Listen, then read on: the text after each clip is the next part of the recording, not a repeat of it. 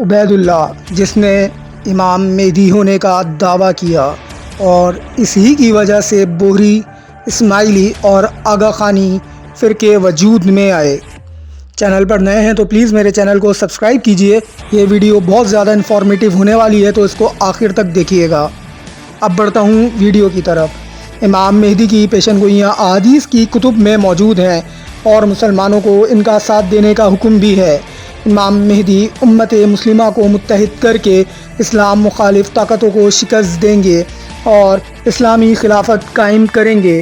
اس وجہ سے بہت سے لوگ اپنے مفادات کے لیے امام مہدی ہونے کا دعویٰ کر چکے ہیں۔ اس میں سب سے اہم عبید اللہ تھا، جس نے جھوٹ سے اپنا نسب اہل بیت سے منسوب کر کے مہدی ہونے کا دعویٰ کیا اور افریقہ کے مسلمانوں کو کثیر تعداد میں گمراہ کر کے مسلمانوں کے خلاف جنگ کی اور مصر کے بڑے علاقے پر قبضہ کر لیا۔ یہ تھا فاطمیہ خلافت کا بادشاہ مہدی باللہ۔ اس نے 909 عیسوی سے لے کر 934 عیسوی تک حکومت کی، پھر فاطمیہ حکومت صلاح الدین ایوبی کے دور تک چلتی رہی۔ یہ جھوٹا مہدی اسماعیلی، آغا خانی اور بہرا فرقے مذہب کے آغاز کا باعث بھی بنا۔ وہ اسے اپنا امام مانتے ہیں۔ ماضی قریب میں پاکستان کے شہر راولپنڈی کے ایک خود ساختہ پیر گوھر شاہی نے بھی خود کو امام مہدی کہا، جو انجمن سرفروشان اسلام کا بانی تھا۔ اس کا بیٹا آج کل کہتا ہے کہ وہ زندہ ہو کر واپس آئے گا۔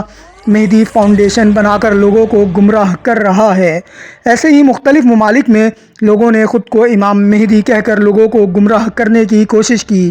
اہم بات یہ ہے کہ جب امام مہدی آئیں گے تب بھی مسلمان ان کی مخالفت کریں گے۔ اہم بات یہی ہے کہ ان کی مخالفت کی جائے گی۔ اس کی سب سے بڑی وجہ تو یہ ہوگی وہ جہاد کے لیے بیعت کریں گے اور مسلمانوں کی اکثریت ایسی ہوگی جو جہاد کرنا نہیں چاہے گی۔ دوسری اہم بات یہ ہے مسلمانوں کے اختلافات، مسلک اور خود ساختہ عقائد و نظریات و رسومات اپنا چکے ہیں۔ امام مہدی علیہ الرضوان تو قرآن و سنت اور نفاذ شریعت کی بات کریں گے۔ اس وجہ سے کئی مسلمان انہیں ماننے سے انکار کر دیں گے، جیسے بنی اسرائیل نے محمد صلی اللہ علیہ وسلم کو پہچاننے کے باوجود صرف اس وجہ سے انکار کر دیا تھا کیونکہ وہ ان کی قوم سے نہیں تھے۔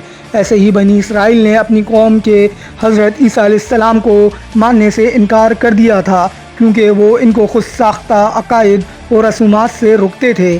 اس دور کے علماء کو اپنے مفادات کا نقصان نظر آیا تو حضرت عیسیٰ کے خلاف ہو گئے۔ بہرحال مسلمانوں کی بہت کم تعداد امام مہدی علیہ الرضوان کی بیعت کرے گی۔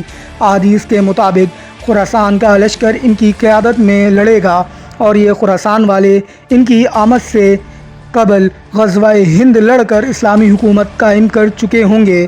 اللہ کی مدد امام مہدی علیہ الرضوان کے ساتھ ہوگی اور وہ یورپ کی مشترکہ افواج کو شکست دے کر بیت المقدس فتح کر لیں گے۔ اسلام قرآن و سنت کی تعلیمات ہے۔ خلفائے راشدین بھی قرآن و سنت کی تعلیمات پر عمل کرتے اور کرواتے تھے۔ امام مہدی علیہ الرضوان بھی قرآن و سنت پر عمل کریں گے۔ امام مہدی کی سب سے بڑی نشانی یہ ہوگی جب مکہ میں کچھ لوگ ان کی بیعت کر لیں گے تو ان کے خلاف ایک لشکر بھیجا جائے گا جو اللہ کے حکم سے زمین میں دھس جائے گا۔ اس نشانی کے بعد مسلمانوں کو امام مہدی کی سچائی کا علم ہوگا اور باشعور مسلمان ان کی بیعت کرنا شروع کریں گے۔ رسول اللہ صلی اللہ علیہ وسلم کو فرماتے ہوئے سنا، ایک لشکر ان میں سے بیت اللہ کا قصد کرے گا، لیکن جب وہ لشکر مقام بیدا مکہ اور مدینہ کے درمیان کی جگہ ہے میں پہنچے گا تو اسے درمیانی حصے کو زمین میں دھسا دیا جائے گا اور دھستے وقت جو لوگ آگے ہوں گے وہ پیچھے والوں کو آواز دیں گے، لیکن آواز دیتے دیتے سب دھس جائیں گے، ایک قاصد کے علاوہ ان میں کوئی باقی نہ رہے گا جو لوگوں کو جا کر خبر دے گا۔ بہوالا ابن ماجہ حدیث نمبر 4063۔ رسول پاک صلی اللہ علیہ وسلم نے فرمایا، ایک پناہ لینے والا خانہ کعبہ کی پناہ لے گا۔ مراد امام مہدی علیہ الرضوان ہیں تو ان کی طرف لشکر بھیجا جائے گا۔ جب وہ ایک میدان میں پہنچیں گے تو دھس جائیں گے۔ بہوالا صحیح مسلم حدیث نمبر 2030۔ حضرت ابو ہریرہ رضی اللہ تعالیٰ عنہ سے مروی ہے کہ نبی کریم صلی اللہ علیہ وسلم نے فرمایا، خراسان سے سیاہ جھنڈے نکلیں گے، انہیں کوئی چیز لوٹا نہ سکے گی یہاں تک کہ وہ بیت المقدس پر جا کر نصب ہو جائیں گے۔ بحوالہ مسند احمد، حدیث نمبر 8775۔ امید ہے یہ ویڈیو آپ کو پسند آئی ہوگی۔